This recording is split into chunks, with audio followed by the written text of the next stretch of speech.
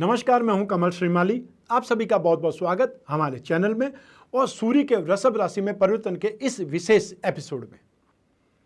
सूर्य सृष्टि को चलाने वाले प्रत्यक्ष देवता हैं।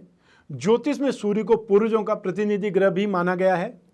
किसी भी कुंडली में सूर्य पर एक या एक से अधिक पाप ग्रहों का प्रभाव होने पर उसे पितृदोष से पीड़ित माना जाता है, पितृदोष से पीड़ित कहा जाता है। जिसकी कुंडली में सूर्य शुभ होता है वे बहुत शानदार सम्मानित जीवन व्यतीत करते हैं। कैरियर में सूर्य सरकारी पद का रिप्रेजेंटेशन करते हैं, सरकारी पद का प्रतिनिधित्व करते हैं। सूर्य व्यक्ति को सिद्धांतवादी बनाता है। इसके अलावा सूर्य कैरियर में कठोर अनुशासन वाला अधिकारी, उच्च पद पर आसीन अधिकारी, प्रशासक, समय के साथ में उन्नति करने वाला, निर्माता और कोई भी काम का निरीक्षण करने वाला बनाता है।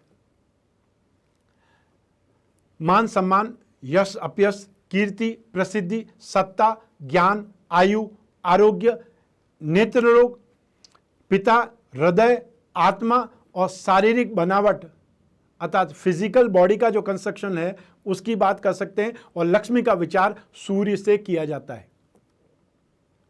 जिनकी जन्म कुंडली में सूर्य अच्छी स्थिति में होता है उनका रहन सहन और तौर तरीका राशि होता है, ठाट बाट उनके राशि होते हैं। ऐसे लोगों को कई बार स्वभाव से अहंकारी भी माना जाता है, क्योंकि वे आसानी से किसी के साथ में घुल मिल नहीं पाते और ना ही परिस्थितियों से समझौता कर पाते। कुंडली में सूर्य की अच्छी स्थिति पिता के साथ में मधुर संबंधों का सूचक है। वहीं यह भी देखा गया है कि जिन जातकों की कुंडली में सूर्य दोषपूर्ण होता है, नीच राशि का होता है, सूर्य पाप प्रभाव में होता है, उन्हें पिता का सामान्य सुख भी नहीं मिल पाता है। सूर्य को आत्मा का कारक भी माना गया है, इसलिए कुंडली में सूर्य की अच्छी स्थिति आत्मिक दृढ़ता को दर्शाती है। ऐसे जातकों में भरपूर आत्मविश्वास होता है और सूर्य के कमजोर होने पर व्यक्ति में आत्मविश्वास में कमी होती है। सिंह राशि का स्वामित्व सूर्यदेव को प्राप्त है। वहीं सूर्यदेव कृतिका, उत्तरा फाल्गुनी और उत्तराषाढ़ा नक्षत्रों के स्वामी हैं। सूर्यदेव मेष राशि में उच्च के होते हैं, जबकि तुला राशि में नीच राशि के माने जाते हैं। चंद्रमा, मंगल और बृहस्पति सूर्य के मित्र हैं। बुध ग्रह सूर्य के लिए सम है, न्यूट्रल है, तथा शुक्र और शनि सूर्य के शत्रु माने गए। सूर्य का वृषभ राशि में प्रवेश 14 मई 2020 को होने जा रहा है। वृषभ राशि में सूर्य 14 जून 2020 तक रहेंगे। यह एक भूमि तत्व और स्थिर स्वभाव वाली राशि है। इस प्रकार एक अग्नि तत्व प्रधान सूर्य का प्रवेश भूमि तत्व प्रधान राशि में होगा। सूर्य के इस राशि परिवर्तन को वृषभ की संक्रांति भी कहा जाता है, या आमतौर पर वृषभ संक्रांति बोलते हैं। और इस दिन स्नान, दान, तर्पण आदि के लिए बहुत शुभ माना जाता है यह दिन। तो आइए अब जानते हैं कि वृषभ राशि में सूर्यदेव का यह परिवर्तन आपकी राशि पर क्या प्रभाव देगा। आइए अब बात करते हैं तुला राशि के बारे में। सूर्य आपकी राशि से 11th हाउस के लॉर्ड हैं और आपकी राशि से 8th हाउस में गोचरवश प्रवेश करने वाले हैं। 8th हाउस जीवन के उतार चढ़ाव, अनएक्सपेक्टेड फाइनेंशियल गेन या फाइनेंशियल लॉसेस का है। सूर्य के इस गोचर से किसी वाद विवाद का सामना आपको करना पड़ सकता है। हालांकि आपको बात को बढ़ने से रोकने का एफर्ट जरूर करते रहना चाहिए। दाम्पत्य जीवन में, मैरिड लाइफ में स्ट्रेस बढ़ सकता है और आपका अपने पार्टनर के साथ साथ अपने ससुराल वाले लोगों के साथ में बहसबाजी हो सकती है, मनमुटाव हो सकता है, आनाकानी हो सकती है किसी बात पर। अपने जीवन साथी के स्वास्थ्य का आपको पूरा ध्यान रखना चाहिए। वे इन बातों से परेशान हो सकती है, आहत हो सकती है। इस समय काल के दौरान आपके एनिमीज स्ट्रांग हो सकते हैं, इसलिए उनके प्रति आपको बहुत ज़्यादा सावधान रहना चाहिए, अवेयर रहना चाहिए। यदि आप गवर्नमेंट जॉब में हैं तो आपके खिलाफ कोई आरोप है तो इस समय आपको बहुत ज़्यादा सतर्क रहना चाहिए, क्योंकि आपके खिलाफ कोई डिपार्टमेंटल इंक्वायरी बैठ सकती है। आपके हेल्थ में समस्याएं आ सकती है, आप बीमार पड़ सकते हैं। आपको अचानक से स्किन प्रॉब्लम्स, एसिडिटी से संबंधित प्रॉब्लम, बुखार और या फिर फर्टाइल पार्ट से संबंधित प्रॉब्लम्स उत्पन्न हो सकती है। इसलिए आपको अपने हेल्थ का बहुत ज़्यादा ख्याल रखना चाहिए। यदि आपको ऑलरेडी कोई रोग है तो समय से पहले इन सब का एक बार चेकअप जरूर करा लें, ताकि लॉकडाउन के समय यदि कोई ऐसी स्थिति उत्पन्न हो गई है जो बीमारी को बढ़ा सकती है, तो आपकी जांच से वो स्थिति सामने स्पष्ट हो सकती है और आपकी दवाइयाँ चेंज हो सकती है। इस समय काल में अपनी मर्यादा के विरुद्ध जाकर के कोई भी काम करना, किसी भी तरह के गैर कानूनी काम करना, इन सब से आपको दूर रहना ही शुभ रहेगा, हितकर रहेगा, क्योंकि इस समय में आपकी मानहानि हो सकती है, बदनामी हो सकती है, गवर्नमेंट से संबंधित भय उत्पन्न हो सकता है, जुर्माना, मुकदमा, गिरफ्तारी हो सकती है। इसलिए अपने आप को शांत रखें, अपने आप की रोकथाम करें, संयम से रहें, धैर्यपूर्वक समय काल को पार करें। अनचाहे खर्चे भी आपको उठाने पड़ सकते हैं। इसका असर आपकी फाइनेंशियल पोजीशन पर पड़ेगा, नेगेटिव इम्पैक्ट आएगा, और इसलिए एक्सपेंसेस और इनकम में एक प्रकार से बैलेंस बनाए रख करके चलने का प्रयास करें, ताकि आप किसी भी प्रकार की प्रॉब्लम में ना आ पाएं। आपको फाइनेंशियल गेन के लिए बहुत ज़्यादा एफर्ट करने पड़ेंगे, बहुत ज़्यादा लेबर करनी पड़ेगी, तब जाकर के आप आंशिक रूप से कुछ फाइनेंशियल गेन प्राप्त कर पाएंगे, थोड़ी बहुत इनकम आपको हो पाएगी। सेविंग पर आपको ध्यान देना चाहिए, सेविंग पर आपको जोर डालना चाहिए। जो भी बिजनेस पार्टनर्स है उनके साथ में बहुत अच्छा व्यवहार रखना है, क्योंकि यह समय काल आपको छोटी सी प्रॉब्लम से भी बहुत बड़ा लॉस दे सकता है। एक बार पार्टनरशिप बिगड़ी, इसका मतलब जो आपका जो करंट बिजनेस है उसमें प्रॉब्लम आकर के खड़ी हो जाएगी।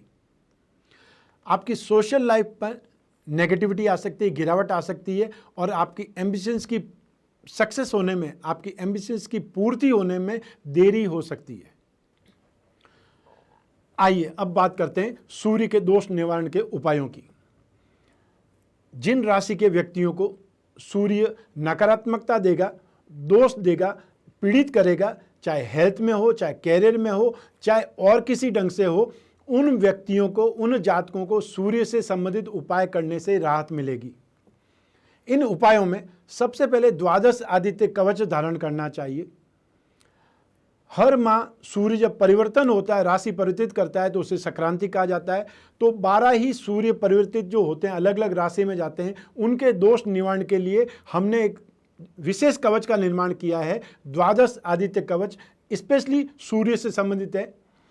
जिन लोगों को अपने पिता के साथ में वैचारिक मतभेद है, जो गवर्नमेंट सर्विस करते हैं और उनके ऊपर व्यर्थ के दोषारोपण लगते रहते हैं, जिनको हार्ट से संबंधित प्रॉब्लम है, और जिन लोगों में आत्मविश्वास की कमी है, उनके लिए विशेष रूप से ये कारगर है।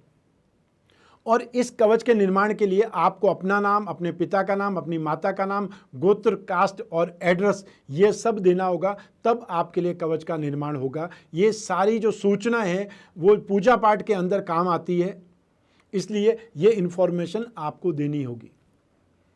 दूसरा उपाय, भगवान विष्णु या श्री राम की पूजा उपासना करें। विष्णु सहस्त्र नाम का पाठ, विष्णु सूक्त का पाठ, राम रक्षा स्तोत्र का पाठ, या श्री राम से संबंधित कोई भी मंत्र जाप, वो आपको करना शुभ रहेगा। आप विष्णु चालीसा या श्री राम चालीसा का पाठ करके भी उपाय कर सकते हैं, राहत प्राप्त कर सकते हैं। नित्य सूर्य को अर्घ्य दें। अर्घ्य कैसे देना चाहिए वो मैंने कई बार बतलाया, फिर आपको बोल देता हूँ कि तांबे का पात्र लेना है, उसमें पानी भरना है, उसमें थोड़ा सा कुमकुम डालना है, थोड़ा सा गुड़ डालना है, और साथ में लाल पुष्प यदि हो तो आपके पास में वो पुष्प लेना है, और सूर्य का मंत्र ओम घृणी सूर्याय नमः या फिर ओम राम रीम रोम स सूर्याय नमः का मंत्र जाप उच्चारण करते हुए अपनी पूरी हाइट से सूर्य और आपकी आंखों के बीच में वो जल गिरना चाहिए। इस ढंग से सूर्य को अर्घ्य दिया जाता है। सूर्य ग्रह की शांति के लिए सूर्य के बीज मंत्र, जैसा कि मैंने अभी बतलाया है, ओम राम रीम रोम स सूर्याय नमः का हर रोज एक माला नियमित मंत्र जाप करना चाहिए। सूर्य ग्रह से संबंधित वस्तुओं का दान रविवार को जरूर करना चाहिए। स्पेशली सूर्य की होरा में और सूर्य के नक्षत्रों में यदि सूर्य का दान करे, सूर्य की वस्तुओं का दान करे तो और ज़्यादा शुभ होता है। जब कृतिका नक्षत्र हो, उत्तरा फाल्गुनी नक्षत्र हो, उत्तरा आषाढ़ा नक्षत्र हो, उस दिन प्रातः सूर्योदय से 1 घंटे के भीतर भीतर सूर्य की वस्तुओं का दान किया जाना चाहिए। यह सबसे ज़्यादा श्रेष्ठ होता है। दान करने वाली वस्तुएं कौन सी है? गुड़, गेहूं, तांबा, माणिक्य रत्न, लाल पुष्प, खस और मैनसिल, इनका दान आप कर सकते हैं अपनी सामर्थ्य के अनुसार। जो आपकी पॉकेट अलाउ होती है, पॉकेट अलाउ करती है, वो दान आपको देना चाहिए। कितनी संख्या में दें, वो सब कुछ आपके ऊपर डिपेंड करता है। ऐसा कुछ भी नियम नहीं है कि आप 1 किलो दें या ट्रक भर के दें। सिर्फ आपकी जितनी सामर्थ्य है उतना आपको दान देना चाहिए।